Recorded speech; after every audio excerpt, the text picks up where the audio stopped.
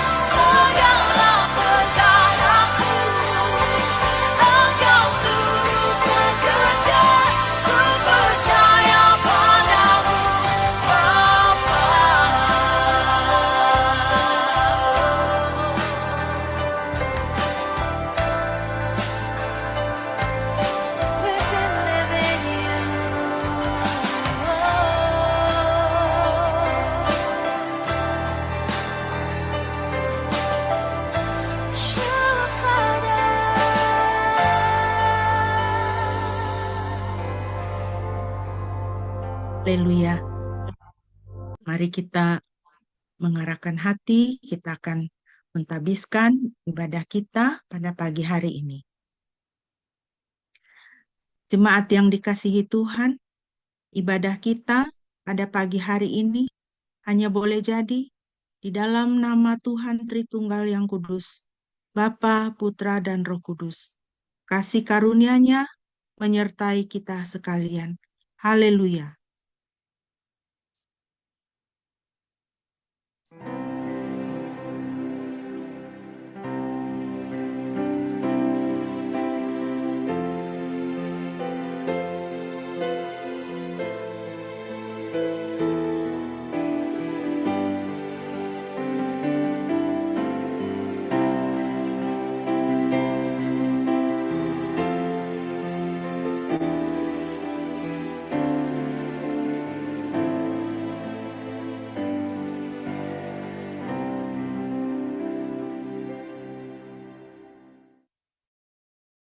Haleluya. Amin. Firman Tuhan yang melandasi ibadah kita pada pagi hari ini terambil dari Galatia pasal 5 ayat 16 sampai dengan ayat 18. Saya akan membacakan untuk kita sekalian Galatia pasal 5 ayat 16 sampai ayat 18. Demikianlah firman Tuhan. Maksudku adalah hiduplah dalam roh dan kamu tidak akan menuruti keinginan kedagingan. Sebab keinginan kedagingan berlawanan dengan keinginan roh dan roh berlawanan dengan kedagingan. Dan hal itu saling berlawanan sehingga kamu melakukan apa yang tidak kamu inginkan. Jika kamu dipimpin oleh roh, kamu tidak berada di bawah hukum Taurat. Demikianlah firman Tuhan. Bapak Ibu yang dikasihi Tuhan, firman Tuhan ini mengingatkan kita supaya kita sungguh-sungguh teliti di dalam kehidupan kekristenan kita. Kita harus sungguh-sungguh sadar dan sungguh-sungguh waspada menjalani kehidupan kita hari demi hari, waktu demi waktu. Hiduplah oleh roh. Tuhan ingin kita hidup di dalam roh. Artinya, segala sesuatu di dalam kehidupan kita, pikiran, perkataan, dan perbuatan kita harus diwarnai, dipimpin, dituntun oleh keinginan dari Roh Kudus. Hanya dengan demikian, kita boleh hidup menyenangkan hati Tuhan. Kita harus berhati-hati. Kita harus berwaspada karena kita masih hidup di dalam dunia ini. Dan dunia ini dikuasai oleh si jahat dan keinginan-keinginan yang bertentangan dengan keinginan Roh Kudus Tuhan. Sehingga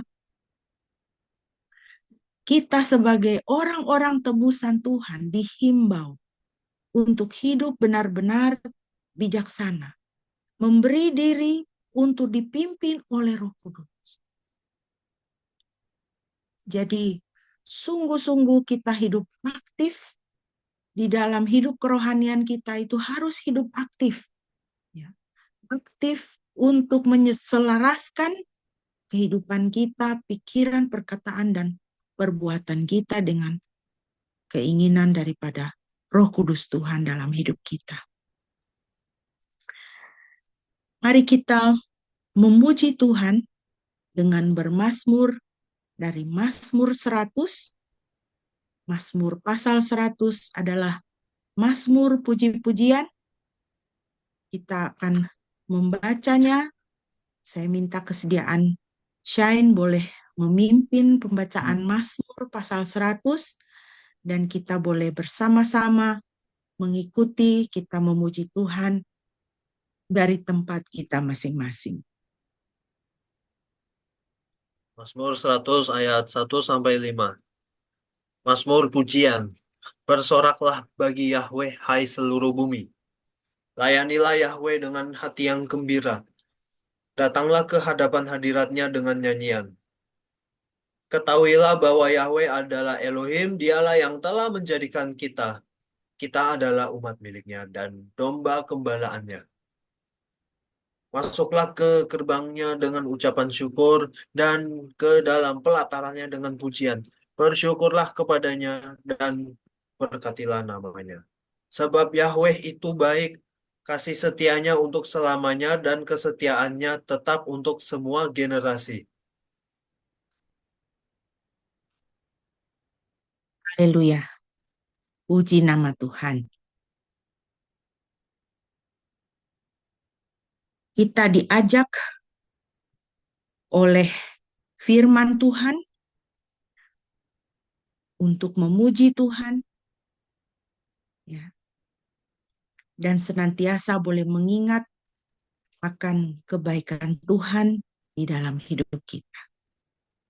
Ketika kita mengalami situasi yang menyenangkan, ya, semuanya dalam kehidupan kita itu berjalan dengan lancar. Apa yang kita usahakan berhasil, kita sehat, di dalam keluarga damai sejahtera, ya, saling sayang menyayangi, keberuntungan-keberuntungan, mujizat-mujizat terjadi di dalam kehidupan kita. Ketika kita mengalami semuanya itu, sangat mudah untuk bersyukur. Sangat mudah untuk kita tersenyum dan berkata, Tuhan itu baik. Terpujilah Tuhan.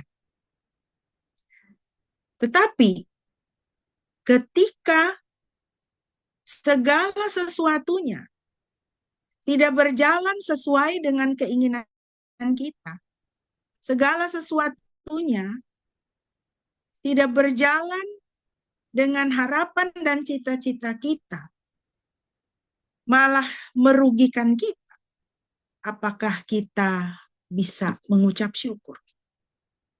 Bisakah kita tetap berkata, Tuhan baik? Terima kasih Tuhan. Bisakah kita tetap memuji Tuhan? Pada pagi hari ini, mari kita datang kepada Tuhan. Dengan kerendahan hati, kita mau menyerahkan hidup kita kepada Tuhan, supaya hati kita senantiasa diisi dengan sukacita dan damai sejahtera dari Tuhan. Kita menjadi penyembah-penyembah Tuhan. Mari kita lebih dekat lagi kepada Tuhan, lebih berpegang kepada firman Tuhan di dalam hidup kita, supaya hati dan pikiran kita dan perbuatan kita boleh dijaga oleh firman Tuhan. Dan dengan demikian, kita boleh sungguh-sungguh memuliakan Tuhan di dalam sukacita maupun di dalam duka cita, di dalam keberhasilan maupun di dalam kemalangan. Kita mau merenungkan firman Tuhan terlebih dahulu. Mari kita kembali memuji Tuhan. Kita naikkan pujian dari NKB 116. Siapa yang berpegang kepada firman Tuhan?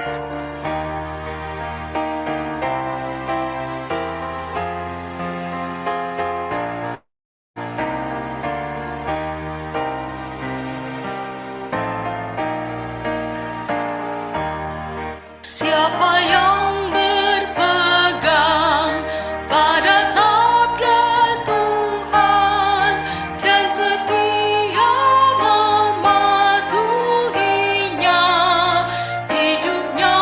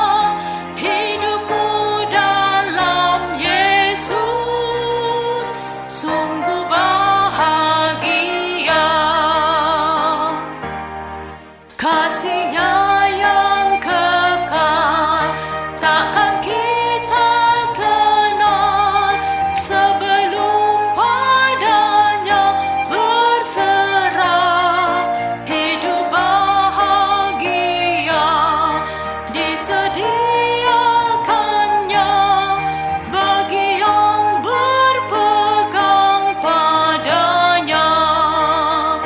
Percayalah dan pegang sabdanya, hidupmu dalam Yesus sungguh bahagia. Oh, betapa senang hidup dalam terang beserta Tuhan di jalannya. Jika mau mendengar serta patuh benar dan tetap berpegang padanya. Percayalah dan pegang sabdanya, hidupmu dalam Yesus sungguh bahagia.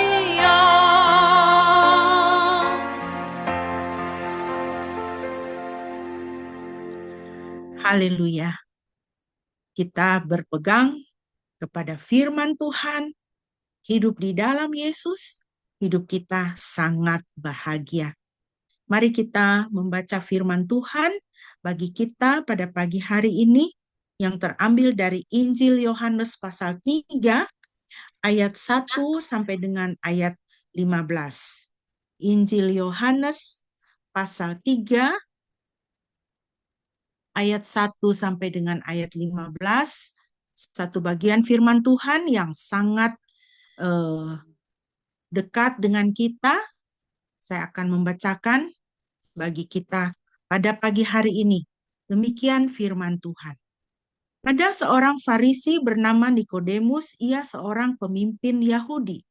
Ia datang kepada Yesus pada malam hari dan berkata kepadanya, "Rabi, kami tahu bahwa engkau adalah dari Elohim, karena tidak seorang pun sanggup melakukan tanda-tanda mujizat yang engkau lakukan itu, kecuali Elohim ada bersamanya."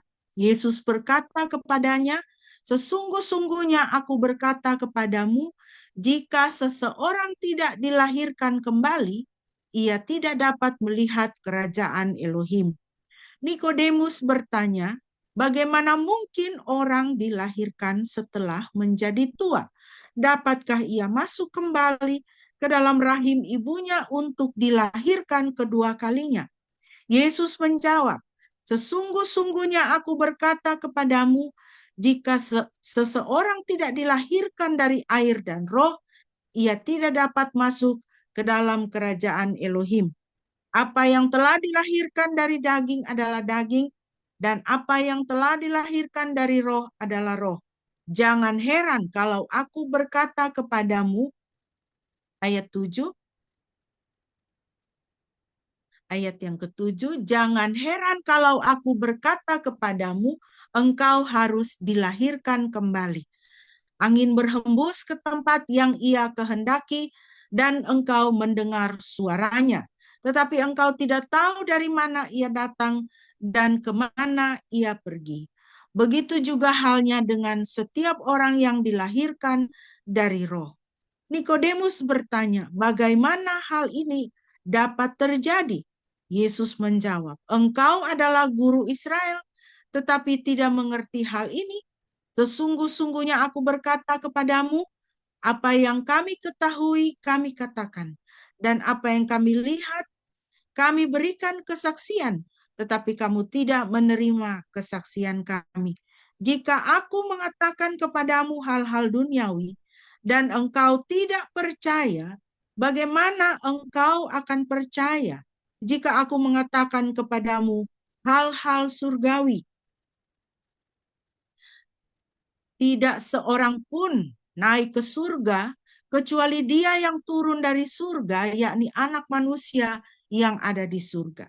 Sama seperti Musa meninggikan ular di padang gurun, begitu pula Anak Manusia harus ditinggikan, supaya setiap orang yang percaya kepadanya tidak binasa tetapi beroleh hidup yang kekal. Demikian firman Tuhan. Yang berbahagia adalah setiap kita yang mendengar dan melaksanakan firman Tuhan dalam kehidupan kita.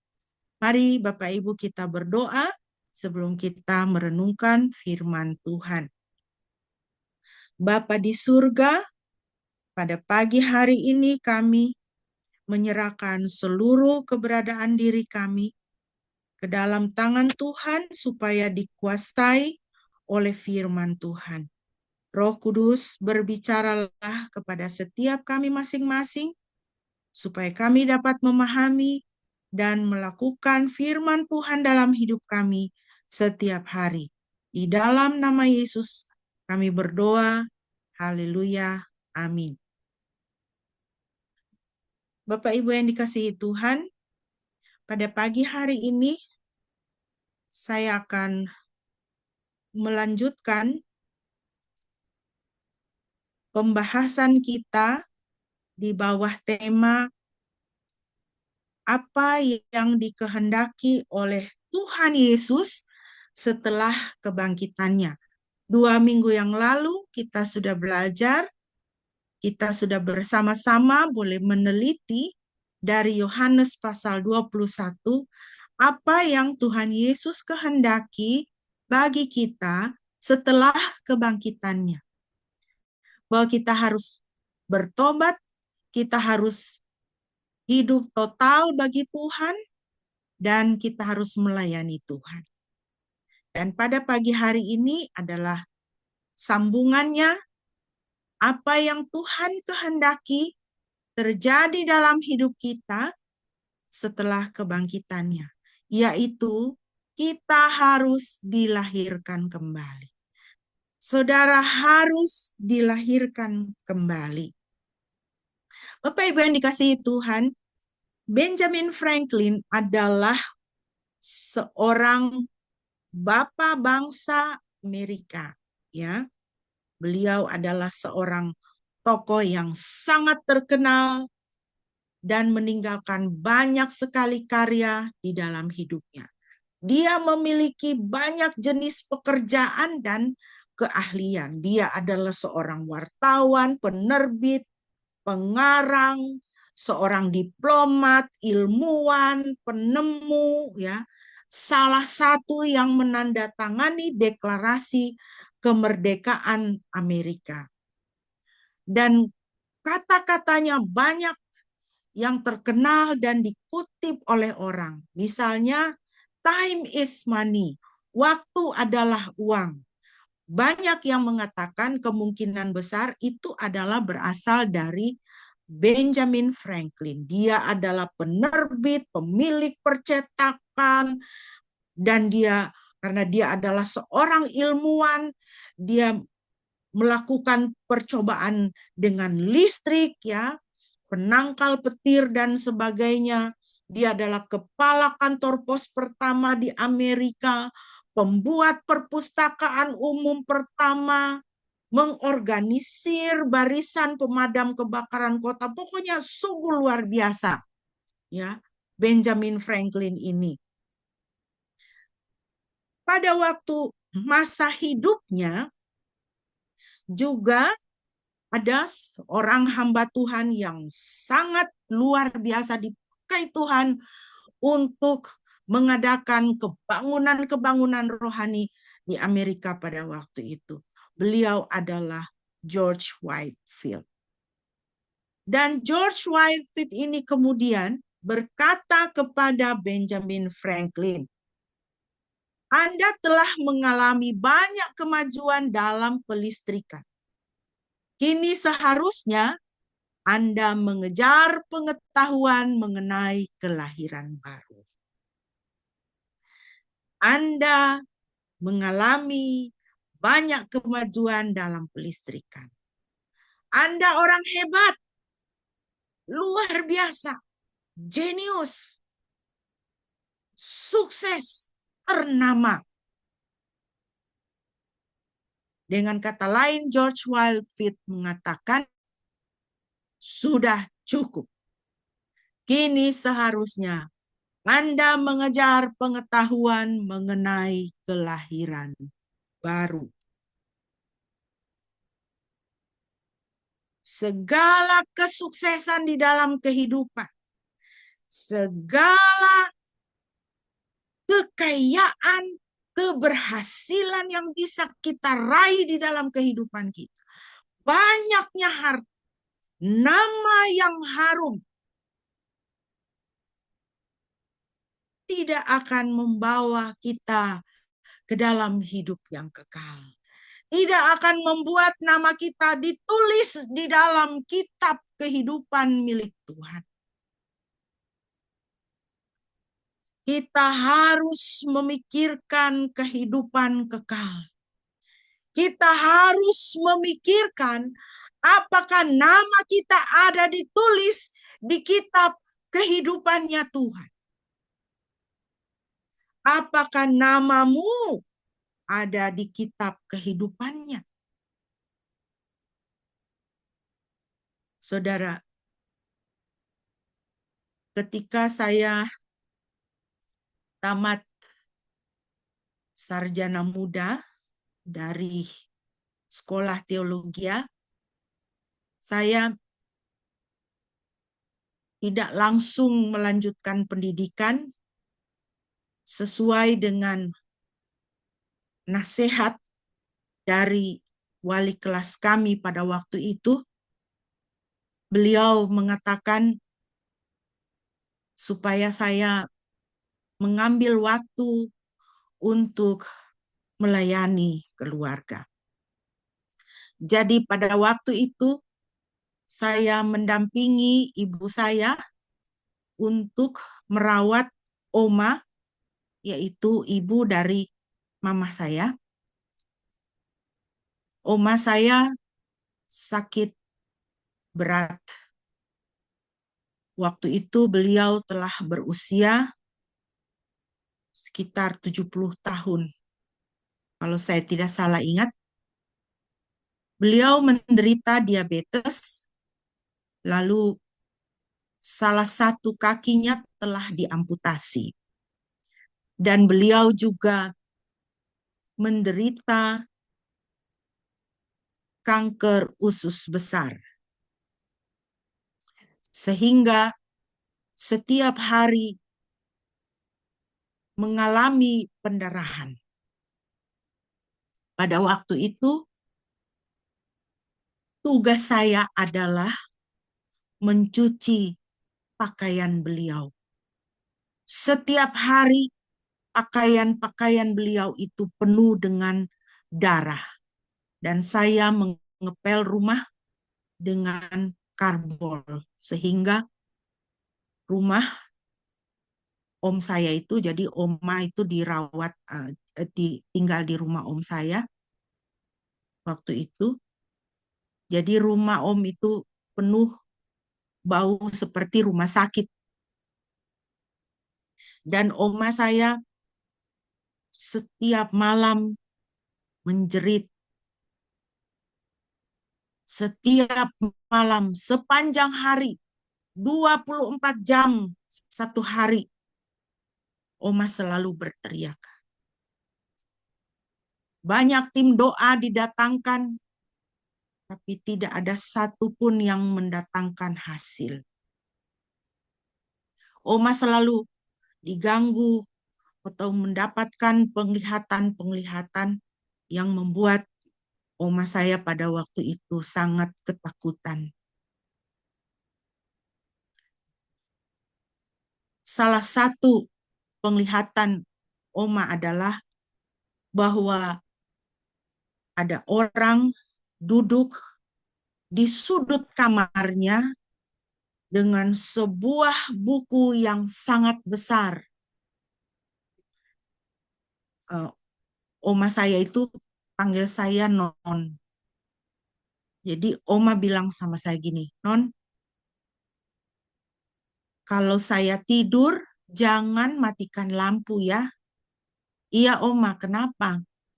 Karena di sudut kamar itu ada seorang laki-laki dengan buku yang sangat besar dan dia membalik-balik halamannya dan dahinya berkerut karena dia tidak mendapatkan nama saya di dalam buku itu. Saudara, pengalaman ini mengatakan kepada saya, kitab kehidupan itu adalah satu kitab yang nyata. Apakah nama kita ada di dalam kitab kehidupan itu atau tidak? Seumur hidupnya, oma saya itu rajin ke gereja, rajin berdoa. Dan saya selalu menemani oma pergi. Kalau saya pas di Bandung, saya selalu menemani oma untuk pergi ke gereja. Menemani oma ibadah lingkungan.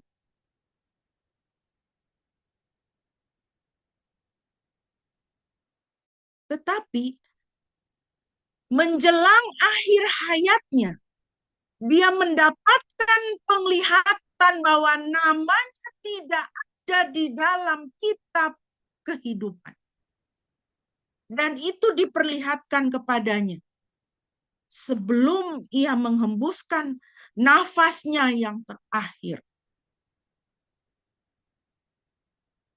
Tuhan masih memberikan kesempatan kepadanya supaya namanya bisa dimasukkan ke dalam kitab kehidupan ini. Walaupun kehidupan keagamaannya begitu rajin, ya, begitu rajin. Tetapi kehidupan keagamaan kita tidak menjamin nama kita ada di dalam kitab kehidupan. Kita bisa menjadi orang yang paling religius sekalipun. Tetapi kesalehan kita tidak membuat nama kita ada di dalam kitab kehidupan. Apalagi kesuksesan material, kesuksesan duniawi. Seperti yang dialami oleh Benjamin Franklin, maka ia ditegur oleh hamba Tuhan George Whitefield. Engkau harus belajar mengenai kelahiran baru. Kita bisa dipandang sebagai orang yang religius. Kita bisa dipandang oleh orang yang sukses. Orang yang baik. Ketika kita meninggalkan dunia ini dan riwayat hidup kita diceritakan, berbagai pencapaian ada di situ. Tetapi satu pertanyaannya adalah apa? Apakah nama kita ada di dalam kitab kehidupannya Tuhan? Suatu malam, seorang bernama Nikodemus, seorang tokoh agama, Tuhan Yesus pun berkata kepadanya, engkau adalah seorang pengajar umat. Dan Tuhan Yesus berkata kepadanya, kamu harus dilahirkan kembali. Segala apa yang kamu miliki di dalam dunia ini, segala status yang kamu miliki di dalam dunia ini, tidak akan membuat kamu dicatat di dalam kitab kehidupan Tuhan. Bagaimana supaya kamu dicatat di dalam kitab kehidupan Tuhan? Kamu harus dilahirkan kembali. Di dalam percakapan Tuhan Yesus dengan Nikodemus, kita bertemu dengan prinsip-prinsip Alkitab berikut. Yang pertama, bahwa manusia daging tidak mendapat tempat di dalam kerajaan sorga. Ayat 3 sampai dengan ayat 5. Yesus menjawab, sesungguh-sungguhnya aku berkata kepadamu, jika seseorang tidak dilahirkan dari air dan roh, ia tidak dapat masuk ke dalam kerajaan Elohim. Apa yang telah dilahirkan dari daging adalah daging, dan apa yang telah dilahirkan dari roh adalah roh. Jangan heran kalau aku berkata kepadamu, engkau harus dilahirkan kembali.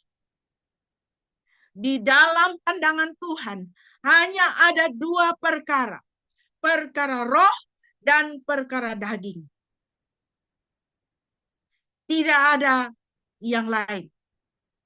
Hanya ada dua perkara. Perkara roh dan perkara daging.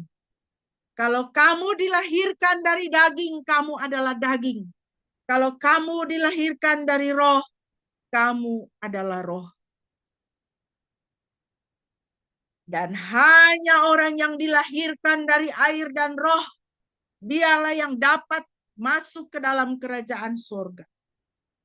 Tuhan Yesus berkata, jika seseorang tidak dilahirkan dari air dan roh, dia tidak dapat masuk ke dalam kerajaan Elohim.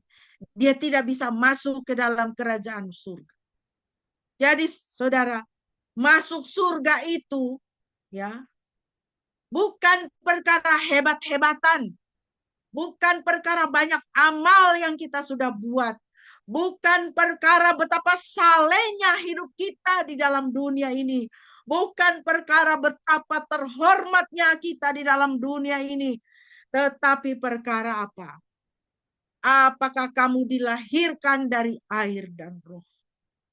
Apakah kamu dilahirkan kembali oleh Roh Kudus Tuhan?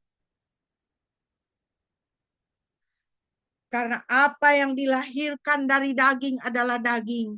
Dan daging tidak kembali. Daging ini tidak bisa masuk ke dalam surga, saudara. Ketika kita mati, badan kita ini habis di dalam tanah. Badan kita ini yang kita kasih skincare, yang kita rawat, yang kita percantik, yang kita operasi plastik, tidak bisa masuk ke dalam surga. Firman Tuhan katakan, debu kembali kepada debu. Roh kembali kepada Tuhan yang mengaruniakannya. Kita tidak bawa kecantikan, kehebatan, ketampanan ke dalam surga. Ini dimakan cacing semua, saudara. Habis menjadi debu. Tetapi roh kembali kepada Tuhan yang mengaruniakannya. Mari kita perhatikan. Firman Tuhan jelas mengatakan kepada kita hal kedagingan itu seperti apa. Galatia 5, 19-21. Perbuatan kedagingan itu telah nyata, yaitu persinahan, persundalan, kenajisan, nafsu liar, penyembahan berhala, sihir, permusuhan, perbentahan, iri hati, amarah, persaingan, perselisihan, pengajaran sesat, kedengkian, pembunuhan, kemabukan, pesta pora, dan sebagainya. Tentang hal-hal itu aku katakan kepadamu, sebagaimana pernah kukatakan sebelumnya, bahwa mereka yang melakukan hal-hal seperti itu tidak akan mewarisi kerajaan Elohim. Saudara bisa menjadi orang Kristen. Saudara bahkan bisa menjadi hamba Tuhan. Khotbahnya luar biasa. Jemaat ribuan. Gerejanya mega church. Tetapi kalau saudara berzina, bersundal, bermusuhan, saudara hidup di dalam perbantahan, iri hati, persaingan, perselisihan, mengajar dengan sesat, mendengki, membunuh, mabuk, saudara tidak akan mewarisi kerajaan Elohim. Karena saudara dilahirkan oleh daging dan saudara adalah daging. Wahyu 21 ayat 8. Tetapi orang-orang penakut, orang-orang yang tidak percaya, orang-orang keji, orang-orang pembunuh, orang-orang sundal, tukang-tukang sihir, penyembah berhala, semua pendusta, mereka akan mendapat bagian mereka di dalam lautan yang menyala-nyala oleh api dan belerang. Inilah kematian yang kedua. Saudara bisa menjadi orang Kristen, saudara taat ke gereja, saudara bayar perpuluhan, saudara saat teduh, saudara anggota menara doa, tapi saudara hidup di dalam ketakutan, saudara depresi, saudara panic attack, saudara stres, saudara menolak percaya janji-janji Tuhan, saudara orang keji, saudara tidak suka kepada sesamamu, saudara benci kepada sesamamu, memikirkan hal yang membuat sesamamu menjadi susah, melakukan kesusahan untuk orang lain, saudara membunuh orang lain dengan tangan, dengan mulut, dengan perkataan. Saudara sudah berkeluarga, punya istri, punya suami, tetapi berzina, saudara menjadi orang sundal, saudara berselingkuh, saudara melakukan sihir, pergi ke dukun, saudara orang Kristen berdukun, saudara menyembah berhala, pegang opo-opo, pegang leu-leu, saudara percaya kepada dusta dunia ini, saudara masuk neraka. Inilah kematian yang kedua. Judulmu orang Kristen tidak membuat engkau masuk, dicatat di dalam kitab kehidupannya Tuhan. Kalau saudara kita adalah masih manusia daging yang melakukan semua hal-hal kedagingan ini, kita tidak akan mewarisi kerajaan Elohim. Kita akan mengalami kematian yang kedua. Di dalam lautan yang menyala-nyala oleh api dan belerang. Firman Tuhan dalam Efesus 4 ayat 20-24, firman Tuhan berkata, tetapi kamu yang telah belajar mengenal Kristus, tidaklah seperti itu. Sungguh kamu telah mendengarkan Dia dan diajar olehnya, sebagaimana kebenaran yang ada di dalam Yesus, untuk menanggalkan perilaku manusia lama yang menuju kebinasaan, karena diperdaya oleh nafsunya, dan untuk diperbarui dalam roh dan pikiranmu, serta mengenakan manusia baru yang telah diciptakan dalam kebenaran dan kekudusan sejati, sama seperti Elohim. Saudara, mari kita mengevaluasi hidup kita. Mari kita mengevaluasi diri kita. Apakah kita adalah orang-orang yang telah belajar mengenal Kristus?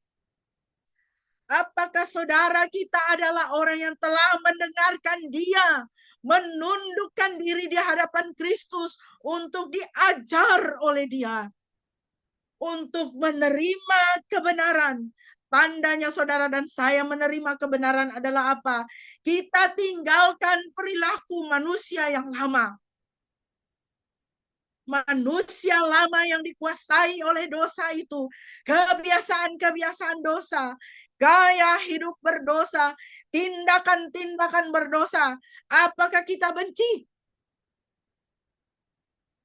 Atau kita pelihara tetap dalam hidup kita sebagai orang Kristen? Firman Tuhan katakan, tanggalkan perilaku manusia lama. Karena perilaku manusia lama di bawah kuasa dosa membawa saudara dan saya menuju kebinasaan.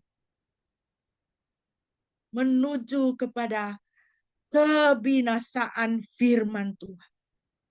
Tetapi apa yang Tuhan inginkan bagi saudara dan saya? Supaya saudara dan saya diperbaharui di dalam roh dan pikiran. Kita menjadi manusia yang baru. mengenakan manusia yang baru. Manusia yang baru ini adalah ciptaan Tuhan. Manusia baru yang telah diciptakan dalam kebenaran dan kekudusan sejati, sama seperti Elohim. Jadi manusia baru ini, saudara, bukan semata-mata dulu saya mencuri, sekarang saya tidak mencuri lagi. Dulu saya jahat, sekarang saya tidak jahat lagi.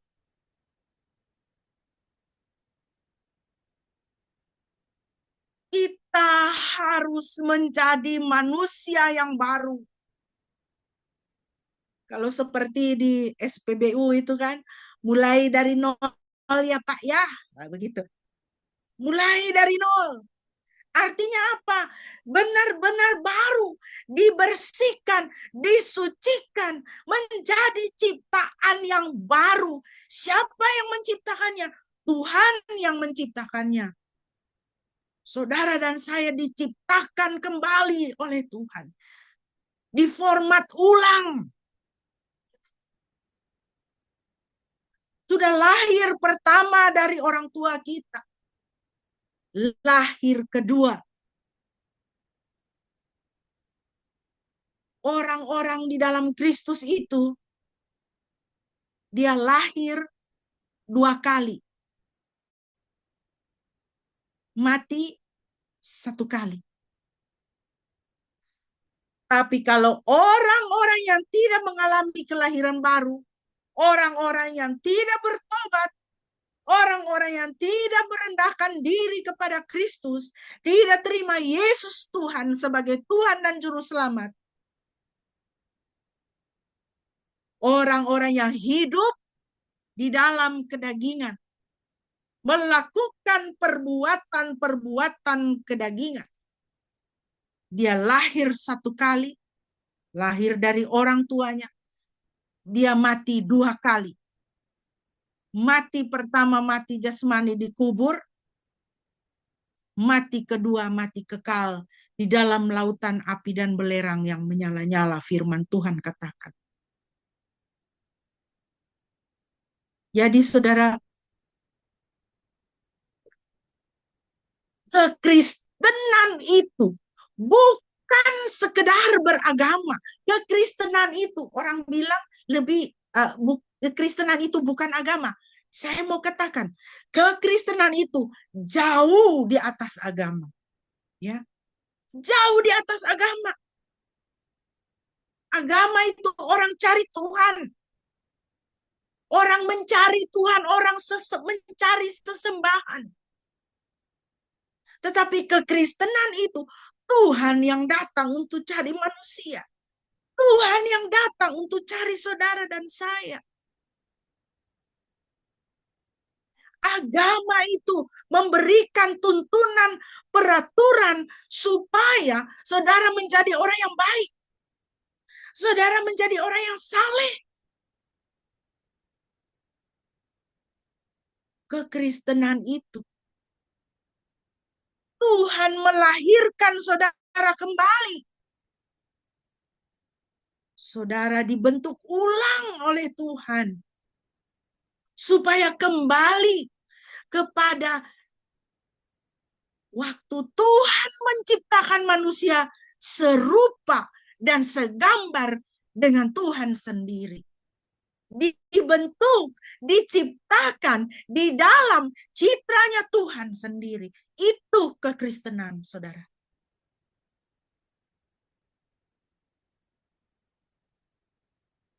Yang kedua, apa yang kita pelajari dari percakapan Tuhan Yesus dengan Nikodemus? Kematian dan kebangkitan Kristus membuka jalan bagi kita untuk dapat dilahirkan kembali. Ayat 13-15. Tuhan Yesus katakan kepada Nikodemus, tidak seorang pun naik ke surga kecuali Dia yang turun dari surga, Anak manusia yang ada di surga. Sama seperti Musa meninggikan ular di padang gurun, begitu pula Anak manusia harus ditinggikan, supaya setiap orang yang percaya kepadanya tidak binasa, tetapi beroleh hidup kekal. Itulah Tuhan kita. Dia yang dari surga turun, yakni anak manusia yang ada di surga, dia turun ke bumi. Lalu apa?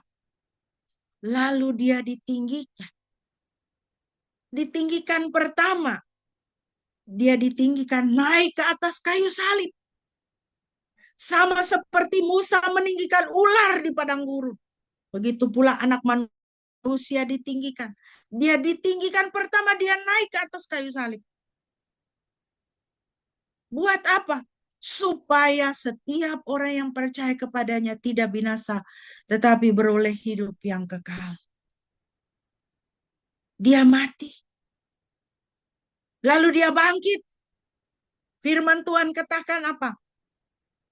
Segala kuasa di bumi dan di surga sudah diserahkan kepada Yesus Kristus. Dia ditinggikan.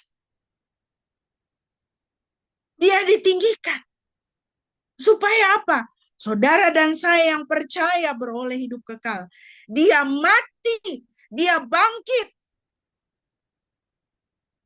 Supaya saudara dan saya beroleh hidup kekal. Dia mati. Supaya saudara dan saya bisa mati terhadap dosa. Kalau mati terhadap dosa, artinya dosa itu tidak punya kuasa lagi atas kita, iya kan? Orang mati itu kan kalau kita cubit juga dia tidak bergerak. Kita tusuk juga dia tidak bergerak. Tidak ngaruh, kata anak muda ya. Yesus mati. Supaya saudara dan saya mati terhadap dosa. Dosa tidak punya pengaruh lagi atas hidupmu. Dosa tidak punya kuasa lagi atas hidupmu. Lalu Yesus bangkit. Yesus bangkit. Dia bangkit dengan tubuh kemuliaan. Waktu Maria mau memegang dia, Tuhan Yesus katakan, jangan memegang saya. Jangan memegang saya. Kenapa? Karena tubuhnya tubuh kemuliaan. Sudah tidak sama lagi dengan tubuh dia waktu dia jalan di atas bumi ini. Dia bangkit supaya saudara dan saya dibangkitkan. Supaya saudara dan saya bisa bangkit dan kita memperoleh tubuh kemuliaan. Supaya saudara dan saya diformat ulang. Supaya saudara dan saya bisa menjadi ciptaan baru. Supaya saudara dan saya dilahirkan kembali. Titus 3 ayat 3-7 firman Tuhan katakan. Karena dahulu kita pun bodoh, tidak taat, sesat, menghambakan diri pada berbagai nafsu dan kenikmatan duniawi, hidup dalam kejahatan, iri hati, dengki, dan saling membenci. Tetapi ketika Elohim Juru Selamat kita menunjukkan kebaikan dan kasih-Nya kepada manusia, bukan atas dasar perbuatan-perbuatan yang baik yang kita lakukan, melainkan karena kemurahan-Nya, Dia telah menyelamatkan kita dengan membersihkan kita sehingga kita dilahirkan kembali dan hidup baru oleh Roh Kudus yang telah dilimpahkannya kepada kita melalui Yesus Kristus Juru Selamat kita. Supaya kita yang telah dibenarkan karena anugerah-Nya dijadikan pewaris sesuai dengan pengharapan hidup yang kekal. Haleluya. Amin. Jadi saudara lihat ya. Dahulu kita pun bodoh, sesat, jahat. Dahulu kita pun menjadi hamba berbagai nafsu dan kenikmatan dunia. Dahulu kita juga hidup dalam kejahatan, iri hati, dengki, saling membenci. Tetapi Tuhan kasihan sama kita ini. Dia menunjukkan kebaikan dan kasih-Nya. Dia tahu endingnya kalau kita menjadi hamba kejahatan, hamba berbagai nafsu, dia tahu endingnya. Endingnya adalah binasa. Dan Tuhan menunjukkan kebaikan kasih-Nya kepada kita. Bukan atas dasar perbuatan baik yang kita lakukan. Karena di mata Tuhan perbuatan-perbuatan baik kita itu adalah sampah. Tidak ada nilainya. Ya. Jadi menilai itu dengan kacamata sorga, bukan kacamata dunia. Kalau kacamata dunia, orang baik itu sudah seperti dewa, ya kan? Tapi kita di dalam kehidupan, katakanlah kehidupan beragama, ya, menilai itu dari kacamata surga. Dari kacamata surga, sampai belepotan saya ngomongnya. Dari kacamata sorga, perbuatan-perbuatan baik kita gagal memenuhi standarnya Tuhan. Karena dia itu maha, ya kan? Jangan lupa, Tuhan itu apa? Maha. Maha kudus, maha suci, maha benar. Jadi jangan kita bawa kita punya kebenaran ini menghadap Tuhan, tidak bisa. Jangan kita bawa kita punya keberhasilan, kita punya perbuatan baik, kita bawa sama Tuhan. Tuhan, saya sudah bikin begini. Tidak bisa.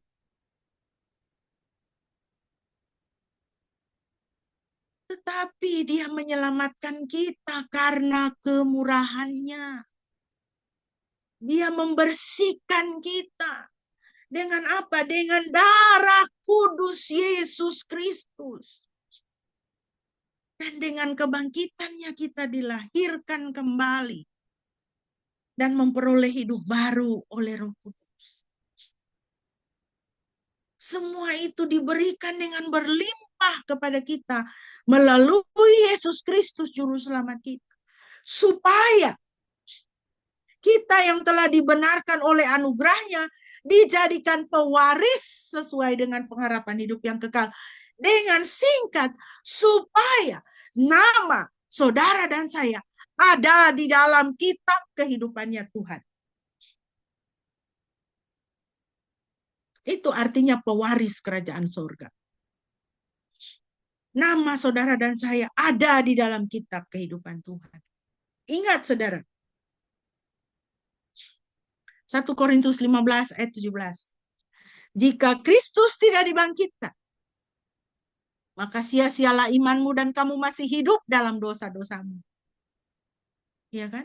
Karena kalau Kristus tidak bangkit, berarti dosa itu menang. Dosa tidak dikalahkan.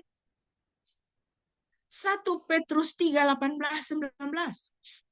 Sebab Kristus pun telah mati satu kali untuk segala dosa. Orang benar untuk orang yang tidak benar, yang dibunuh secara tubuh jasmani namun dibangkitkan oleh roh, agar dia dapat membawa kita kepada Elohim. Dan di dalam roh Kristus juga telah pergi dan mengabarkannya kepada roh-roh yang ada di dalam penjara. Saudara, setelah Yesus mati tergantung di atas kayu salib, sebelum kebangkitannya dia kemana? Firman Tuhan katakan, dia pergi ke dunia orang mati. Dia pergi ke dunia orang mati buat apa? Di dalam roh Kristus pergi dan mengabarkannya kepada roh-roh yang ada di dalam penjara. Dia pergi ke dunia orang mati.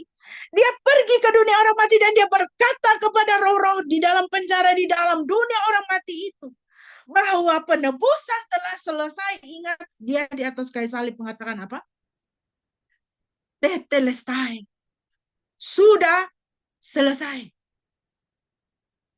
Kutuk kuasa dosa dan maut sudah dipatahkan. Hai maut, di manakah sengatmu? Saudara, ke dunia orang mati Tuhan mengabarkan kemenangannya. Saudara, berbahagialah kita yang masih bernapas ini, yang masih di dalam dunia orang hidup. Ya, ini adalah waktunya saudara dan saya untuk terima dia. Untuk terima dia dan untuk menerima kemenangan yang telah dia kerjakan untuk saudara dan saya. Bahwa saudara dan saya bisa hidup bebas dari kuasa kutuk dosa dan maut. Saudara dan saya bisa tidak berdosa. Saudara dan saya bisa tidak berbuat dosa. Orang yang hidup di bawah kuasa dosa tidak bisa tidak berbuat dosa. Tetapi umat tebusan Kristus bisa tidak berbuat dosa. Kenapa? Karena kemenangan itu Tuhan sudah berikan kepada kita. Tuhan sudah kerjakan untuk saudara, untuk saya, untuk semua umat manusia. Yang terakhir adalah respon, saudara. Untuk semua kebenaran yang luar biasa ini adalah respon. Respon apa yang saudara dan saya mau berikan terhadap kebenaran ini? Sambutlah kasih karunia Tuhan bagi Anda, yaitu hidup yang kekal. Sambut. Ayat 15. Supaya setiap orang yang percaya kepadanya tidak binasa, tetapi beroleh hidup yang kekal. Apa kenyataan hidupmu sekarang, saudara? Apa kenyataan hidupmu? Kenyataannya banyak masalah. Dizolimi orang, kenyataannya. Sakit tidak sembuh-sembuh, kenyataannya. Ya. Di rumah berantem terus. Orang tua dengan anak, suami dengan istri, kakak dengan adik. Tidak rukun, kenyataannya. Kenyataan hidupmu apa? Engkau tidak bisa lepas dari pornografi. Kenyataan hidupmu apa? Hatimu dipenuhi iri hati, dengki dan benci, kepahitan. Kenyataan hidupmu sekarang apa? Engkau depresi. Engkau dikuasai penyakit-penyakit mental, fobia, panic attack. Ya. Engkau dikuasai oleh berbagai hal yang engkau tidak suka, tapi engkau tidak bisa keluar dari situ. Engkau dikuasai oleh keputusasaan. Engkau dikuasai oleh kekhawatiran, tidak berani menatap masa depan. Engkau dikuasai oleh apa? Takut kematian. Itu kenyataanmu, saudaraku. Hari ini Tuhan memberikan satu kenyataan dan kebenaran kepada saudara dan saya. Bahwa ada kasih karunia Tuhan bagi saudara dan saya. Supaya setiap orang yang percaya kepada Yesus Kristus tidak binasa, tetapi beroleh hidup yang kekal. Jangan hanya melihat kepada kenyataanmu yang diberikan oleh dunia kepadamu. Lihat kepada kenyataan Tuhan. Lihat pada kebenaran Tuhan. Karena kematian dan kebangkitan Kristus itu adalah satu kenyataan sejarah. Itu adalah peristiwa sejarah dunia ini dan satu kebenaran surgawi. Lihatlah kepada kenyataan dan kebenaran yang surga berikan untuk saudara dan saya. Bahwa surga berkata, kalau kau percaya kepada Yesus Kristus, engkau tidak binasa. Engkau tidak binasa, tetapi beroleh hidup yang kekal. Saudara harus ingat, Tuhan Yesus berkata dalam Yohanes 8:34, sesungguh-sungguhnya aku berkata kepadamu, setiap orang yang berbuat dosa adalah hamba dosa. Kalau saudara hidup di dalam daging, saudara bersinah, bersundal, hidup dengan kenajisan, menyembah berhala, sihir, bermusuhan, berbantahan, iri hati, membunuh, mabuk, pesta pora. Saudara jangan pikir saudara sedang menjalani hidup dengan senang. Saudara sedang menjadi hamba dosa. Dan hamba dosa berakhir di mana? Di dalam lautan yang menyala oleh api dan belerang. Hamba dosa berakhir di mana? Di dalam kematian yang kedua. Kalau saudara pelihara kebencian, pelihara kemarahan, saudara berakhir di mana? Di kematian yang kedua. Tetapi ada satu kenyataan yang tidak terbantahkan. Kenyataan surga adalah apa? Saudara tidak perlu mati kedua. Saudara tidak perlu binasa. Saudara bisa tidak menjadi hamba dosa. Saudara bisa hidup kekal. Saudara bisa tidak dikuasai oleh dosa. Kalau saudara terima Yesus dan karya penebusannya di atas kayu salib. Roma 6:22-23. Namun sekarang sesudah dibebaskan dari dosa dan menjadi hamba Elohim, kamu memperoleh buah ke dalam pengudusanmu. Dan akhir dari semua itu adalah hidup kekal. Sebab upah dosa adalah maut, tetapi karunia Elohim adalah hidup yang kekal melalui Yesus Kristus Tuhan kita. Jadi saudara, kalau saudara melihat saudaramu ya, saudara lihat temanmu masih menjadi hamba dosa, ingatkan dia. Bertobatlah, berilah dirimu dilahirkan kembali oleh Roh Tuhan. Jangan terus berkanjang di dalam dosa, karena upah dosa adalah maut. Maut sedang mengintai engkau. Kalau kau pelihara kenajisan dalam hidupmu, maut sedang mengintai engkau. Kau pelihara kepahitan, kemarahan dalam hatimu, maut sedang mengintai engkau.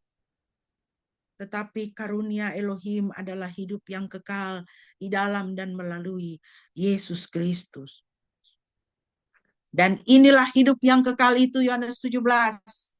Bahwa mereka mengenal engkau satu-satunya Elohim yang benar. Mengenal Yesus Kristus yang engkau utus, firman Tuhan katakan.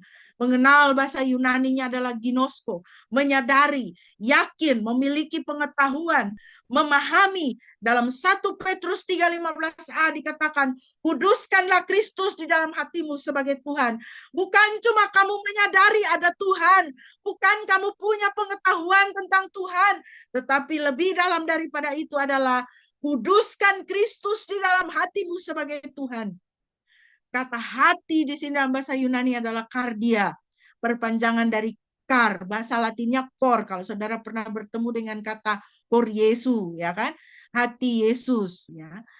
Hati kor atau kar atau kardia itu hati, pikiran, perasaan manusia, manusia batin. Jadi di dalam manusia batinmu, kau harus merajakan Kristus.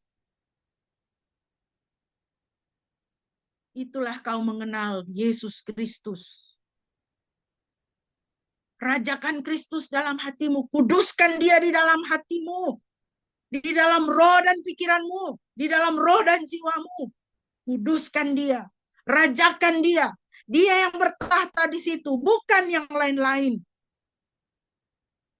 Saudara ingat gambar ini sudah berulang kali saya berikan ya. Itu manusia kita ini. Lihat ini di tengah, ini spirit. Ini roh manusia kita, ini roh yang Tuhan berikan supaya kita menjadi makhluk hidup. Di dalam roh ini kita berhubungan dengan Tuhan.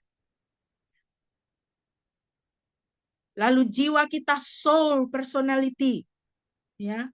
Di situ ada will, ada kehendak kita. Ya. Ada thinking, ada pikiran kita, ada emosi, ada perasaan kita itu di dalam jiwa kita.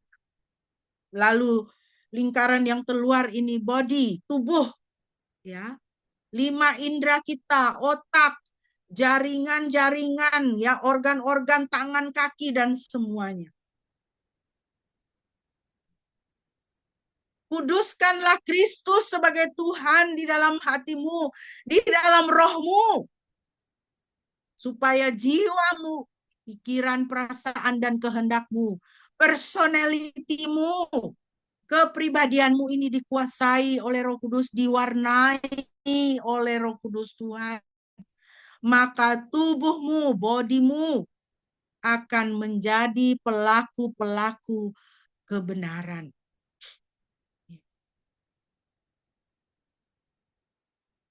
Jemaat yang dikasihi Tuhan, hari ini adalah undangan Tuhan untuk saudara. Undangan Tuhan supaya saudara mati terhadap manusia lama. Undangan Tuhan supaya saudara dilahirkan kembali. Mari sambut undangan Tuhan untuk hidupmu. Supaya namamu ada dicatat di dalam buku kehidupan Tuhan. Mari berdoa demikian. Dengan bersuara, ucapkan, ya Tuhan Yesus Kristus, Engkau telah bangkit dan menang mengalahkan kutuk, kuasa dosa, dan maut.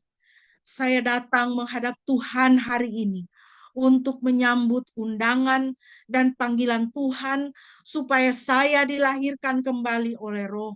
Saya mau meninggalkan hidup saya yang lama, di mana saya memberontak kepada Tuhan. Saya menyambut darah kudus Kristus yang berkuasa menyucikan saya. Saya menerima penebusan Kristus bagi saya yang membebaskan saya dan memberikan saya hidup yang kekal. Terima kasih Tuhan Yesus. Amin. Kiranya Bapak Ibu boleh diberkati. Mari kita meresponi kebenaran firman Tuhan dan kita menaikkan doa-doa syafaat kita. Minta Bapak Gembala bisa memimpin kita di dalam doa dan kita berdoa mengucap syukur untuk ulang tahun Ibu Sri Metan dan juga Pak Gabriel tanggal 23 Mei kemarin. Kita doakan kedua saudara kita. Mari kita bersatu dalam doa. Tuhan, terima kasih atas kebenaran firman-Mu yang kembali mengingatkan kami bahwa kami harus dilahirkan kembali. Tidak cukup hanya seorang yang menjadi penganut agama Kristen, tetapi kami harus dilahirkan dari air dan roh. Kami harus bertobat dari segala dosa, menerima Tuhan Yesus sebagai Tuhan dan Juru Selamat, dan Roh Kudus melahirkan kami kembali menjadi anak-anak-Mu yang mendapatkan jaminan pengampunan dosa dan jaminan serta kepastian bahwa kami sedang berjalan menuju ke surga. Terima kasih Tuhan, bahwa di dalam Engkau tidak ada yang mudah-mudahan. Semua adalah pasti, oleh karena Engkau menjamin dengan diri-Mu sendiri. Kami saat ini mau menaikkan doa syafaat kami, berdoa buat Bu Metan yang berulang tahun, tanggal 23 Mei, juga Pak Gabriel, tanggal 23 Mei kemarin. Kami berdoa kiranya Tuhan memberkati kedua hamba-Mu ini. Bu Metan di dalam setiap aktivitasnya sebagai ibu rumah tangga, juga di dalam pekerjaannya mengelola toko. Tuhan kiranya memberkati dia, berikan dia kesehatan, berikan dia hikmat, dan biarlah Tuhan rumah tangganya senantiasa dijagai, dilindungi, dan terus diberkati oleh Tuhan. Berkati Pak Hin di dalam pekerjaannya, juga berikan dia kesehatan yang baik Tuhan. Begitu juga untuk kedua anak mereka, Kelvin dan Melvin, di dalam studi mereka, buat mereka berhasil dengan studinya, menjadi anak-anak yang cerdas, yang takut akan Tuhan, dan kiranya jalan hidup mereka senantiasa dituntun oleh Tuhan, sehingga mereka benar-benar berada di pusat kehendak-Mu dan melakukan kehendak. Kami serahkan keluarga ini ke dalam tangan-Mu dengan segala pergumulan mereka. Tuhan Engkau hadir dan memberkati mereka dengan berlimpah-limpah. Untuk hamba-Mu juga Pak Gabriel di dalam pekerjaannya, Tuhan berkati sebagai seorang dosen, buat dia berhasil, dan biarlah dia memberikan pengaruh yang positif, tidak hanya kepada mahasiswa, tetapi juga rekan-rekan dosen yang lain, dan juga untuk kampusnya Tuhan.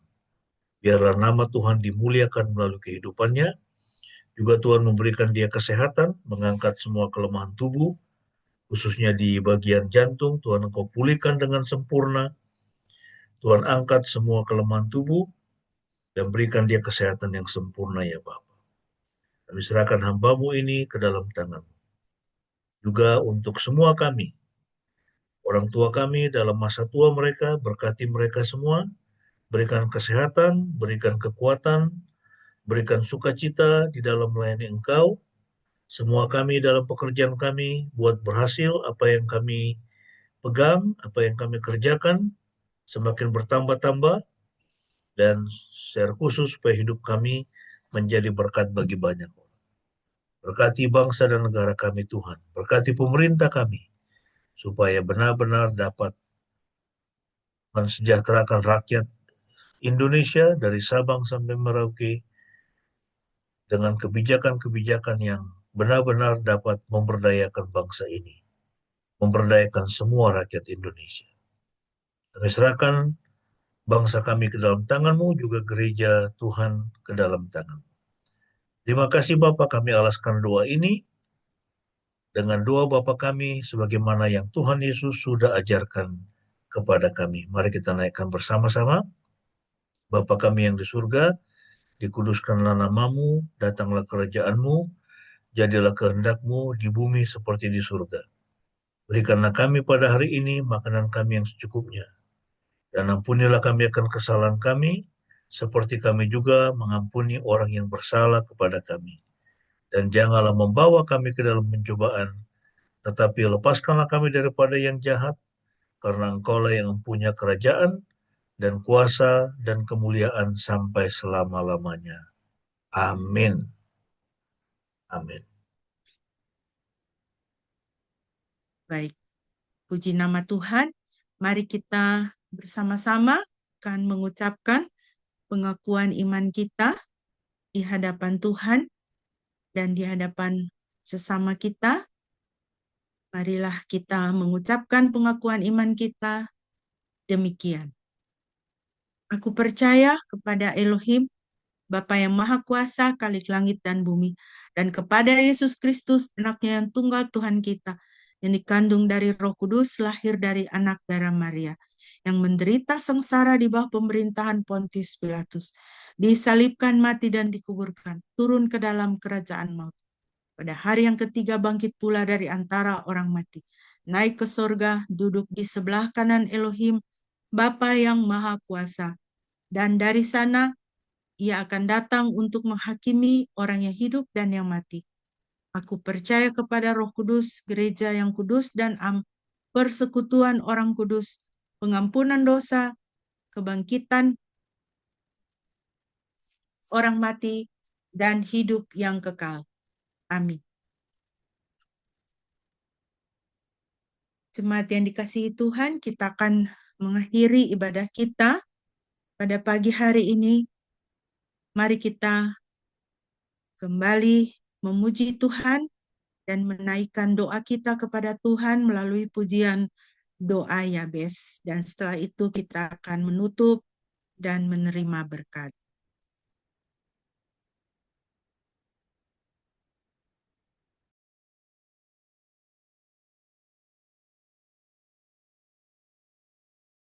Oh, maaf, kesalahan teknis.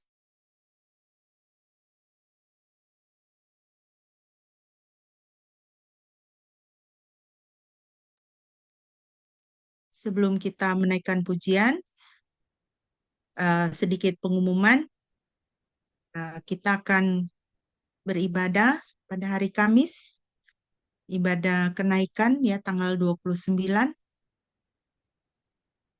jamnya sama, jam 8 pagi, dan ibadah kenaikan akan dilaksanakan dengan perjamuan kudus, supaya kita bisa mempersiapkan diri. Baik, kita puji Allah. Ya. Kiranya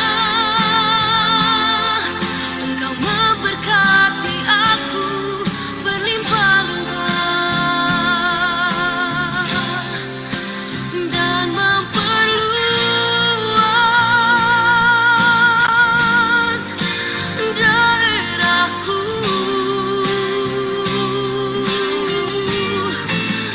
Dan kiranya tanganmu menyertai aku dan melindungi aku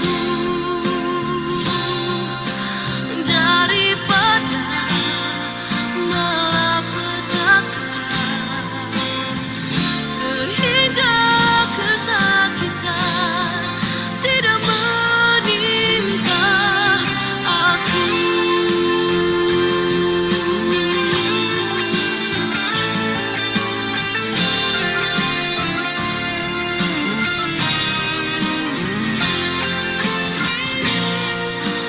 Ku percaya Kau bekerja,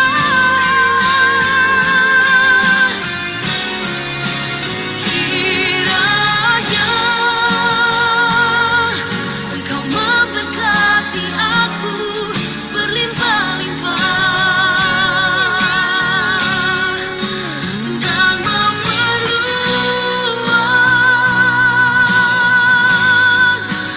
daerahku.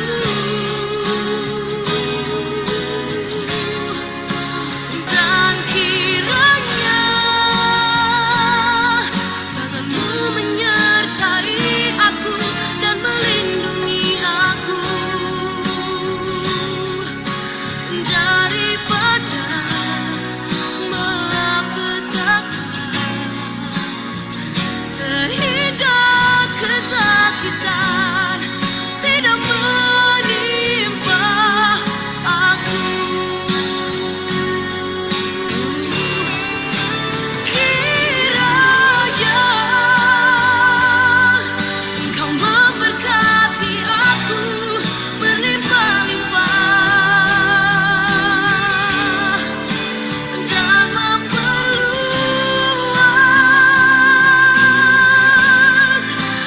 daerahku.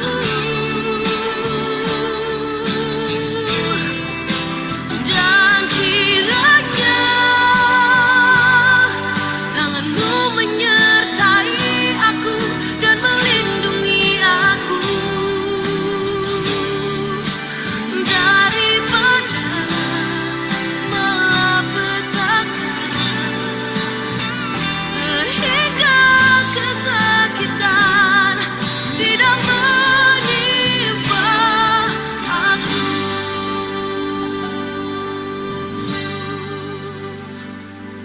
Tuhan mendengarkan dan menjawab doaku.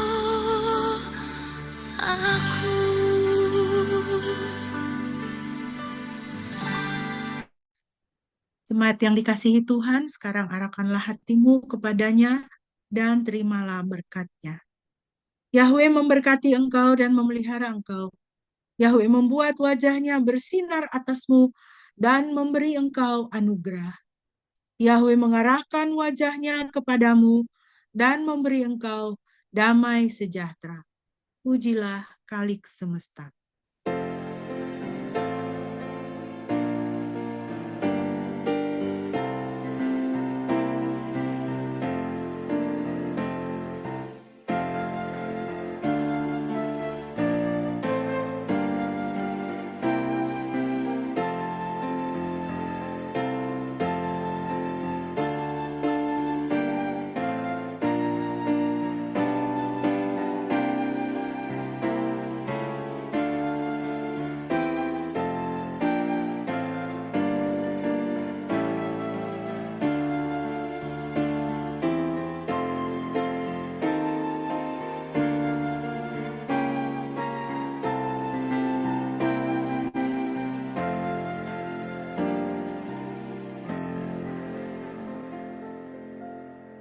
Amin.